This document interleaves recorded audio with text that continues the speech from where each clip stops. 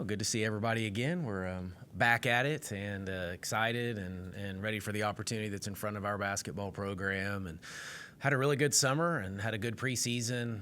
The foreign trip was fantastic for us in a lot of different ways. Obviously the on-court stuff, but probably more importantly the off-the-court, togetherness and bonding and trip and adventures and stories that we'll tell for a long time from some of those excursions that we were on. But we came back and we've been getting after it, and we're really healthy and excited and motivated. I think the goals and expectations, at least early, not necessarily within the program, but outside, are a little different than maybe what they were a year ago when we sat here. And a year makes a big difference. There's no question, just from a familiarity and kind of routine and understanding what's going on within the program. So we feel like we're in a really good place, certainly ahead of where we were a year ago at this time, and just really, really excited for what's to come. I think we're now 16 practices away from competing against somebody else, so it will come really, really quick for us at this point. So, Mark, you said familiarity, year two. I mean, you talk about it in terms of yourself, the comfort. And then also, JJ's been through 3 coaches in 3 years. So the players, how does it help them? How does it help you now that you're all together a second straight year? Yeah, just continuity is a great thing. We don't see that a bunch in college athletics right now. There isn't a lot of continuity, and whether that's coaches or players or transfer portal and things like that. But when you can get continuity, I think it just allows you to just grow exponentially and so much quicker and faster. And you asked about JJ, and I thought she had a fantastic year. She's got some new goals for herself, and obviously we do as a team that I think she can achieve. And typically, I think the more comfortable you get, I use the term playing free of mind. I think it allows you to slow your mind and react a little bit more. And I think in sport, when you can do that is when you can ultimately be at your best. So hopefully JJ and the rest of the crew that's been here feel that way. Really same thing for me, just in my day-to-day life, or walking in here with you guys and seeing familiar faces. It's a little different now than it was a year ago, and you guys aren't so bad after all. No, it's just right. But you're just that comfortability is just it just makes things a little bit easier. From where you left off from Iowa to today, more of the same or some new? Well, new. I think we want to build off of that, and not whether that's just the way the season ended. And, I think there was the disappointment, there was the excitement, there was obviously a lot of eyes on that game. The majority of people talk about that game when you're traveling throughout the summer is there was just a lot of people that watched that. And so we got some notoriety from it, but we want to build off of it. I think we have a core group back. 4 of our 5 starters are back, 6 of our top 8. I think it's 70 some odd % of our scoring is back, those types of things. So you're sitting here as a coach knowing what you kind of have, and then we're still waiting on some separation with some other kids. And we told them that yesterday, that over the next 4 to 6 weeks it's separation time for some of them. And, ultimately I think players determine playing time. I know I get the final decision, but I do think players determine that and kind of how they go about their business and their daily life and what they do on the court. And I think we have some talent, and I think we're a little deeper than we were a year ago. We got some height, so we got some length that we didn't have a year ago. So hopefully we've addressed some of the issues that we knew were some weaknesses, and continue to maximize on some of our strengths. One more here. Is it harder to make something good better or something bad good? That's a good question. I think it's really, really hard to get there, but I do think it's harder to stay. So I don't know that I answered it exactly the way you asked it, but I know when you're climbing the mountain, that's really, really hard, but staying up there's maybe even a little more difficult. But you got to get there first, and that climb's not easy. It wasn't easy a year ago. By no means are we at the top, but I think we're in a better spot up the mountain now than where we were a year ago at this time. How about the pieces that you put around what you already got? Yeah, no, we like them. Again, we're going to have, I guess, more options this year. If you, heaven forbid, have an injury or foul trouble, things like that, I think there's just more opportunity to play more depth, which is good for us and the way we play. We would like to be a little deeper than we were a year ago, rest some of the kids, even if it's practice reps, just having more bodies. We have a roster of 14, so you've got plenty of subs, 2 guard subs essentially, and 2 posts on each team. That will be a good thing for us for sure, but a solid group, and we're still working through all the roles, and we don't have to define those yet, but we are getting a little bit closer. Coach, when did your guys' first practice, when did the clock kind of start?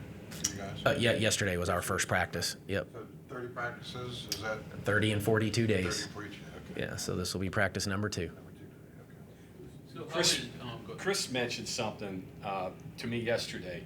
You got how many players back with 200 or more steals? Because you added some there with the players you got returning and what you brought in. You may have the largest collection of thieves in college basketball. Yeah. Was that intentional? Well, a little bit, of course. I mean, it's what we do, and it's the way we played. And we had the top 4 steals leaders in the Big 12 a year ago. And 3 of those are back, and we've added some kids that can do it. We got a bunch of kids that'll take charges now. We did charge drill yesterday, and it looked like we actually had some kids that knew how to take some charges. So it won't just be Jordan Harrison show.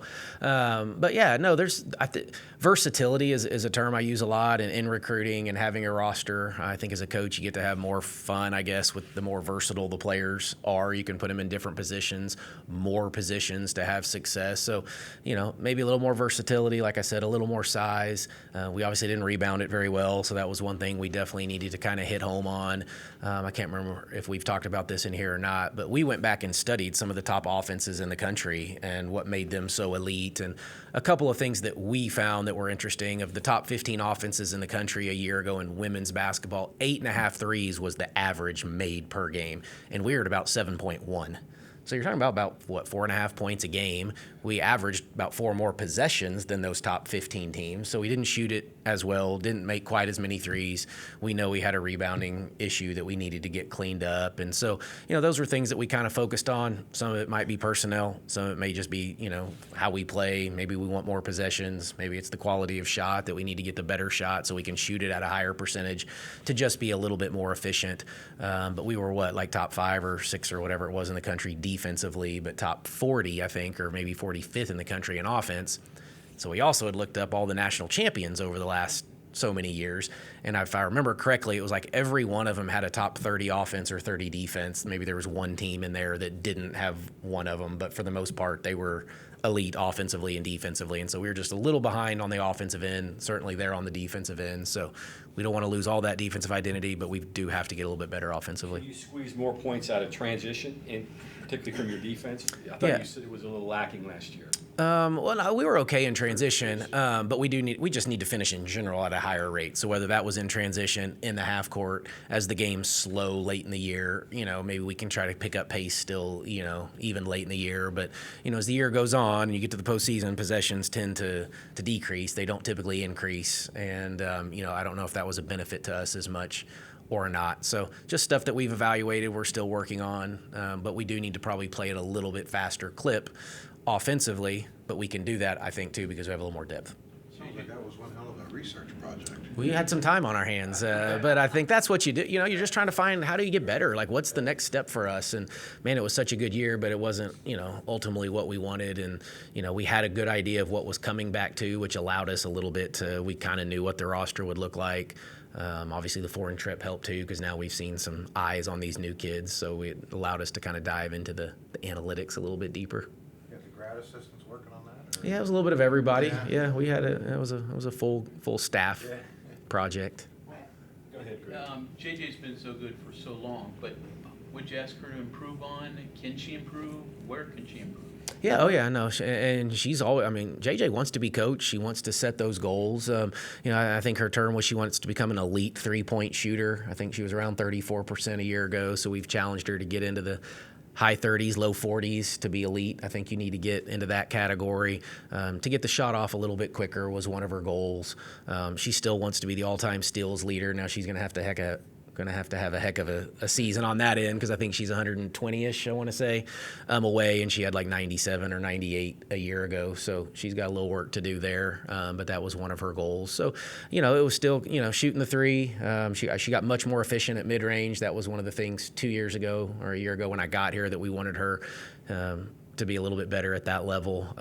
Still she finished at a pretty good clip, especially for a smaller guard, but I think she could probably take that to another level. And then it's that assist to turnover ratio is one of the ones that stood out. We've got to get that kind of flipped a little bit the other way. And then the last one was to limit the fouling. I was talking to an old guys coach last week, and I asked Darren this yesterday. I asked you. He said when he was here, he never had the top 3 players in the conference, but players 7, 8, 9, 10 were. Is that maybe your team? your top 10 is better than their top 10 as opposed to your top 3 better than their top 3? Well, yeah, I hope so, or maybe both. In the ideal world, that your top 3 are as good as anybody, and then 7, 8, 9, 10 are better than most. I think some of the better teams I've coached over the year, though, is our backups, the kids that came off the bench, were as good as other teams' starters.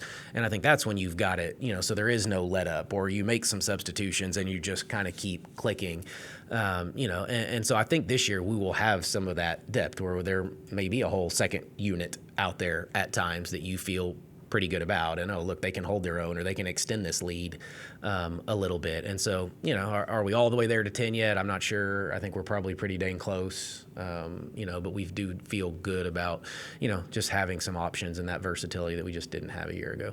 Coach, last year, boy, I mean, you've kind of mentioned it already, the difference a year makes. Last year, the storyline was, this is kind of feel-good team climbing up the mountain. Obviously, the expectations are a lot different this year.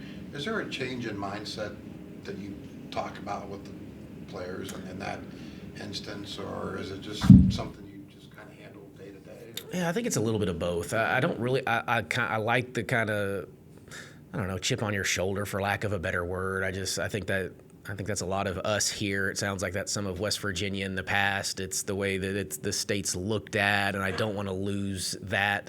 But at the same time, I want them to feel like, and they've worked their what's off to have some of these expectations. We don't want to shy away from that. We want to talk about those things, but let's set the goals, which we actually will have a retreat this weekend that will set all of our kind of team goals and things like that. But, I think you can have a really good year and you set some goals and you don't achieve them. Are you supposed to be disappointed in that? But you had a better year, so I'm always a little hesitant on some of those team goals. But no, I think we're still going to play that way. I from talking to coaches throughout the summer, there's, I think there's a thought from other coaches that they think we're going to be pretty talented, and we have these returners, and we'll see, so-and-so is going to vote for you, first in your league. So when you get that one little first place vote, I want you to know it's coming from me, and some of it's probably coach speak, a little bit as well, but no, I think we've earned that right. But at the same time, we haven't achieved anything at the level that we want to in our program. I do know we want to get to Sweet 16 and further. I know in women's basketball, I don't think we've ever won 2 postseason games in an NCAA tournament. I think they went to a Sweet 16, but it was a one win to get there. Yeah, 48. So, that's a goal. I've heard them talk about that, and we'll talk about it again this weekend. So, I mean, there's things like that. Like, we want to go down as the best team that's ever played here, for women's basketball. And we're okay talking like that, but I still think at the same time we need to keep the chip on our shoulder and understand that it's a lot to ask. And if you want to be great, we better do something special every day and be better than we were a year ago and certainly the day before. Yeah, I mean, that's the follow-up. Is it harder to push that chip on a shoulder kind of atmosphere when you're already ranked in the top, 15 or whatever you're picked, second or third or first, or I don't think it is. We haven't gone through that with this group, so that will be something new for us, and we'll probably have to talk about that a little bit. But we've never, even a year ago when we were ranked for those 8 or 9 weeks, it wasn't after the first one, maybe the second one, it wasn't. We didn't go celebrate it every week, and we didn't really even go talk about it very much. When you get in there the first time, I think it's reason to celebrate, and then after that, it's we're back to business, and let's see what let's continue to grow it. But the goal still is to be the best basketball team that we can possibly be. That's still the goal. I want to pull everything out of them that I possibly can. A year ago, we felt like we got about as much out of that group as we possibly could. And as a coach, that's pretty satisfying. And then I want to do the same thing with this group. I want to pull everything I can out of them. I want to put them in the best situations to have success. I think you have to have the personnel to help you do that, of course, in coaching, but we feel pretty good about that as well. I saw bracketology had you 4th going into the season. Do you take that, or do you push that back in the table and say, take my chances? Yeah, honestly, again, I think my son's the one that pointed that one out, so I hadn't seen that. We have not mentioned that in any way, shape, or form. So other than that, and then you bringing it up, I hadn't even given that much thought. Other though than, when we left Iowa a year ago, that's what I said. If this is the rules of, women's college basketball, and that these top 4 seeds are going to get these home games, then that needs to be our goal. And so, again, we may talk about that this weekend, and that might come up. But, I want that to be a goal. I want to be a top 16 team. I want to be a top 4 seed where you get to host. And I think the environment in Morgantown, West Virginia would be pretty special if we were hosting one of those first 2-round games here. Well, the Iowa game was brought up here. It's a long way from your last job to being sitting in that atmosphere and that. Obviously, the college game's changed since you left, changed jobs and came here. How do you keep the momentum going in women's college basketball now that it's there? You've got the ball rolling, and how did that game affect your team as far as what it can be? Yeah, well, I think you roll with momentum. Momentum is scary in sports. That's what we talk about all the time, right? It can be a dangerous thing either way, but I think the Caitlin Clarks and Angel Reeses and all those other players that now aren't a part of it certainly laid the footprint and the blueprint, and I think there is an excitement. People are talking about it. We're watching it at an all-time record high. I don't think that's going to go anywhere. Our season ticket sales are already, I think, considerably more than what they were a year ago. So I think we're in a good spot, and I think our passionate fan base is going to continue to rally around our program. So we want to keep the momentum, and you want to keep moving forward. I want our kids to keep working so we can continue to grow it here in this state. And we had, I think, 3 times as many kids at our camp this summer than we did a year ago. So that always tells you a little something, that kids are excited and families are excited to be around the program. I think we've raised more money already this year than we had last year. So I just think there's a lot going on, and when you get numbers like that, you realize that our momentum is great, and it is across the country, but certainly here, and the more we can capitalize on it, the better. So besides the returners you have, and you have a lot of them, you are bringing in a number of newcomers. So give us a little look. I mean, start with the girls that were hurt and had to sit out last year. 2 Sydneys, and just give us a quick look at all the new faces. Yeah, so Zaya Nugent sat out a year ago. Zaya had came with me from Stephen F. Austin. She was back-to-back season-ending injuries. Actually, the year before, had an injury, and then again the last conditioning drill of last fall. So she had her 1-year anniversary of that and got through it. And we were at conditioning again that day. And so she survived that one. So she's still working through and trying to get in game shape and get back to the player that she was.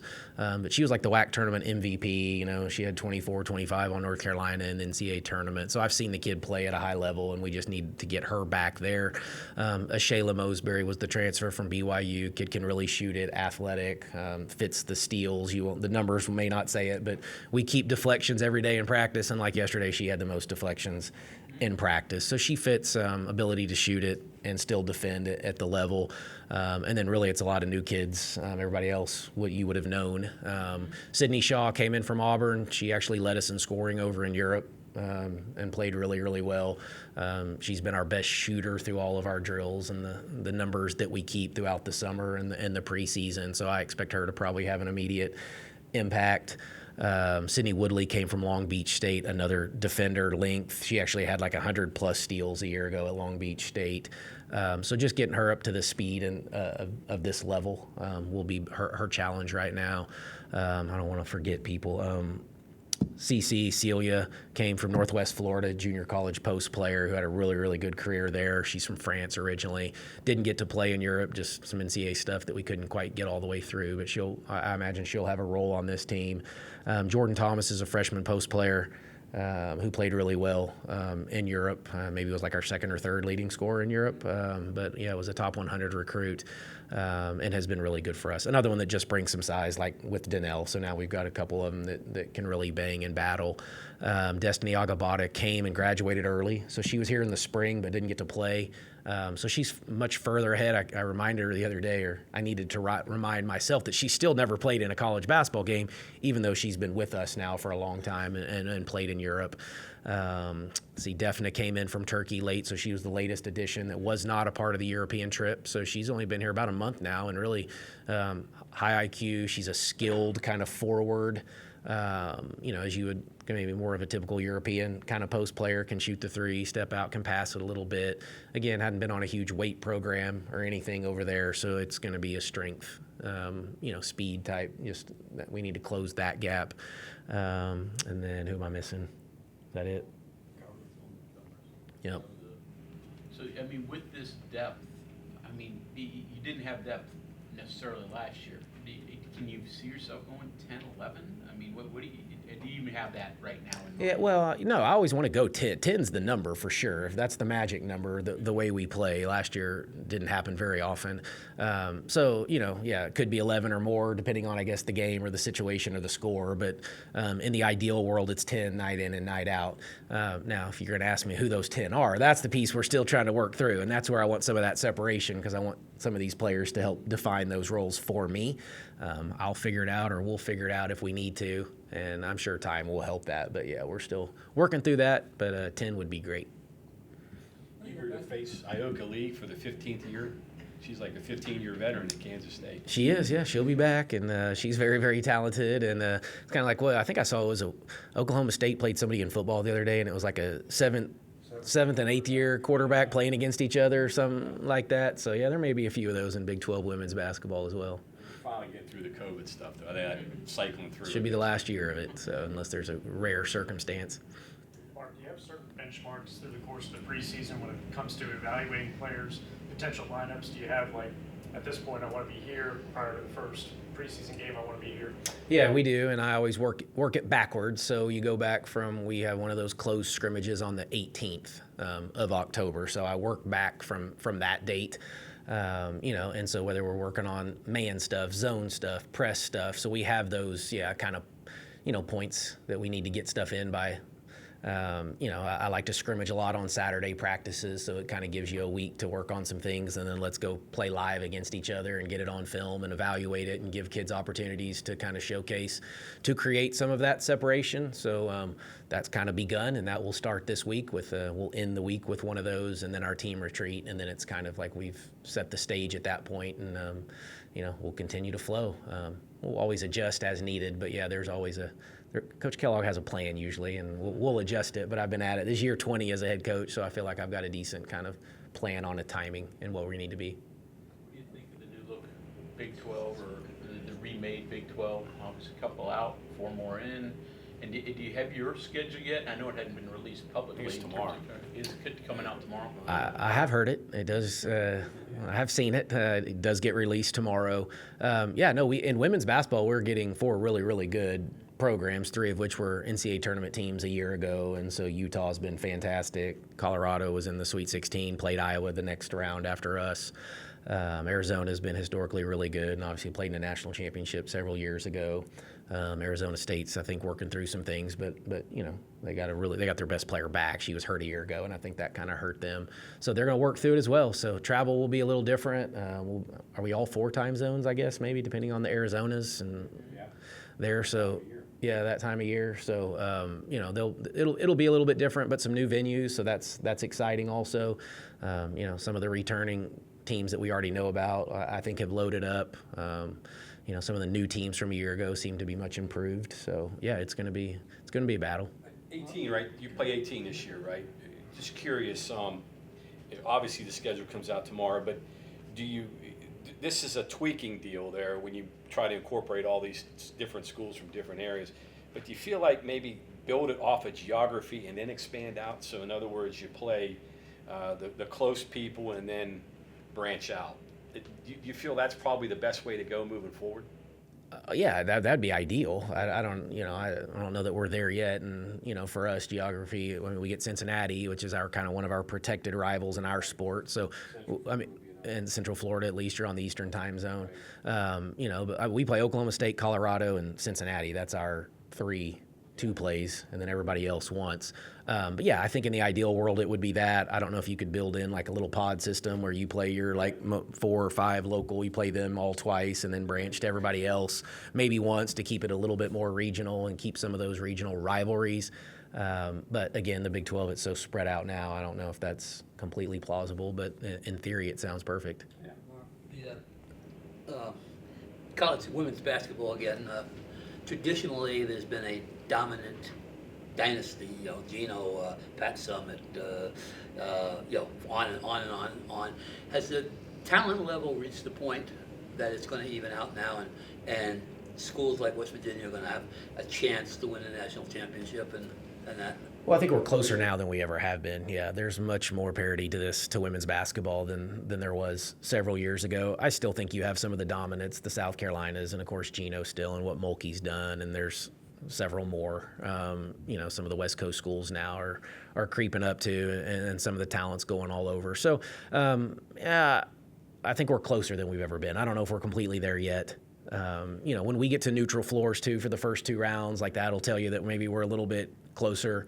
It's okay playing at these home sites, and we need the crowds. If we can get neutral though and really draw, then I think now we've probably really made it in women's basketball. But we are certainly closer right now than we've ever been. To Bob's question, are the 25 best kids still going to the same places, and is there a closer as the 26 through 50 close the gap to the top 25 kids? Yeah, I think so. Yeah, for sure. The amount of skill training, athleticism, size is now stretched much further than it used to be with just those top 5 or 10 kids in the country, and they were all basically going to the same places. So I think it's still spaced out. I think, some leagues, they're still going to the power conferences. Where do they go? How much does NIL come into play? Transfer portal, that's the stuff I think we're still trying to work through. But again, I think it's more spread out now, and there's more opportunity. At some of the other schools, you may not have to have the top 10 kid in the country, the top 20, 30, 40, 50 kid in the country is just maybe as talented. And they've played against each other now. Now you got all these showcases all throughout the country, so these kids know each other. We get recruits in here, and they know every other kid we're recruiting, and they know their families, and they'll pull out a picture that there was 4 of them on the same team as, 12-year-olds. And like, you knew them, well, you live here, and they live across we met up in, the Midwest, and they were all on the same team. And so I just think we're getting a lot of that in exposure and training and those types of things that have, probably leveled the playing field some, so to speak. If you look at last year, Jordan and JJ were the go-to guys. Lauren, Kaya kind of filled in. With Sydney, I don't know if she's a fill-in guy, where I think she could be more of an impact player. Would agree with that? Or as of now, yeah, she needs to be an impact type player for us. What we've seen, so far says that should be the case. So it just gives us another threat on both ends. But this kid has been an elite shooter up to date. Plays with some swagger too about her. She's playing freely right now. That's something that if you asked her when you get her up here one day, you can, just ask, but that's kind of what she's talked about a lot since she's here. It's freed her up, her mind, just to kind of go let loose a little bit. And we just try to teach her which shots to take, the right ones. She has the green light. Early on, she was looking back. She was taking some bad ones, and I was letting her know they were bad. And so, she's looking over her shoulder. But we've gotten past that, where now I think she's playing really the best she's ever played. I think she would probably tell you that. But we need her to play at an elite level. We need to take some of the pressure off of Jordan and JJ offensively. Well, I was going to say, how much does that change, like maybe how other teams approach you guys now, and maybe change like a JJ, where she doesn't feel like she has to go out and score 22 points every night for the team to be successful? Maybe that's not the case anymore. How does that go? Well, I think it's one of those where if JJ is in foul trouble or she's not shooting it very well that night, that now we have somebody else that we can rely on. Jordan Harrison out of high school was really a pass first kid. She wants to pass first by nature. We just had to have her score. My first year at SFA, I needed her to score. And then obviously here a year ago, we needed her to score a little bit also. So, Jordan may be able to take a back seat a little bit from the scoring role and now really get back to facilitator. Kaya's actually been really good and looking to score a little bit more than she was a year ago, because she kind of would fall by the wayside, I thought, some on the offensive end. So she's been much more aggressive. We know Kylie can shoot it and score it. We'll have a little more size on the inside. So I just think we're going to get scoring punches in a few different places than we probably did last year. And the other impression I got from looking at the stats and stuff from your foreign trip with Jordan and Destiny, I know coaches maybe try to be conservative with freshmen sometimes, not to get their egos built. But there seems to be something there with those two as freshmen. We think so, and we've seen it with our own eyes already. And both of those kids were, highly recruited, I guess, top 100 type kids out of high school. So they've played on elite teams and played at the high level, and their transition has been, pretty good so far. I still think their first semester freshman year is so much peaks and valleys. They'll have a good practice and then maybe not such a good one, and we want to flatline that thing sooner rather than later. So I still think they're going through some of those ups and downs as freshmen do, but they will have roles on this team and they will be significant. You covered more field this year than last year, I guess. We covered what? You're covered. Oh, yeah, cupboard is cupboard. filled. Yeah. The cupboard is definitely more full than it was, a year ago. And, we made the best of it, and those were great players. And Lauren and Jayla and all of them, Tabby, those kids were fantastic for us and certainly laid the foundation. And, we got to kind of just really figure out what we needed, what we could work with. We took a step. We're still not quite where we need to be ultimately, but we're closer. Can you get what you got last year from Fields defensively from the new players you brought in? Yeah, I'm not sure. Lauren was elite. I mean, that girl was, and we show clips to players when they come in, and she's guarding Caton Clark and doing some of the stuff that she did in some of those games. I mean, Lauren, those will be hard shoes to fill. I don't know that we quite have that. So we'll have to make it up in some other areas just because Lauren and Jayla were that good on the defensive end. But I think we've got opportunity to still be quality defensive team. Coach, real quick, I know you're gonna head out soon, but did you say this is your 20th season as a head coach? It is, yeah. This is Wow. number 20. That's awesome. You saying I look young, or? Yeah, you look young. Oh, okay. You look very young. Thought you were telling me there's no way that I could be year 20. Yeah, if I turn around, you might see the bald spot, and then you might disagree. But from the front side, maybe not too bad. When you look back on your whole career, how has your coaching philosophy evolved, and what has changed the same over these last 20 years? Yeah, no, that's a good question. Well, quite a bit, but the players have changed a lot too, and how we coach, and the types of kids we're coaching a little bit too. But I was a Division II coach for 10 years, so this is year 10 as a Division I coach. And so we started, the pressure wasn't like what we did. We were slow you down. We didn't have enough bodies. We're just trying to take time off the shot clock. And then we started to get more athletic early in my career at Fort Lewis College, and got fortunate to really start to have some success. So I think what stayed the same is the big picture, the goal, the way we play, the structure in which we build practices, the preparation all stays pretty much the same. And I've always wanted to lead through consistency. That's something that's been really important to me. So I've tried to be that guy all the way through. But you get older, and then I have my own kids, and you kind of mellow out a little bit. Early on, I was probably too animated and lived off every possession and every win or loss. And it probably, not that it meant more, because they still mean a ton, but I was probably a little bit more able now to kind of relate a little bit. And I think my probably families and having kids and those types of things, life has changed, and so I look at it through a different lens than I did back then. But the coaching is coaching, and I'm still as competitive as ever, and I still think the process is the same, and I love that. I love going to practice. I love competing. When I don't love it, that's when I know it'll be time to go do something else. But for now, I'm loving every second of it. Better players make you a better coach? Yeah, probably. They make you look better. I don't know if I'm technically a better coach. I always think, you win, or, I always said this, like when you're the mid-major coach, all of a sudden I made some NCAA tournaments, and it was like I became this great coach, but the year before we just played bad on the wrong night, and I wasn't a very good coach, and so that part's always been kind of crazy to me. But, yeah, certainly good players make you look a little better. Thanks, everyone. Okay. Thanks, guys.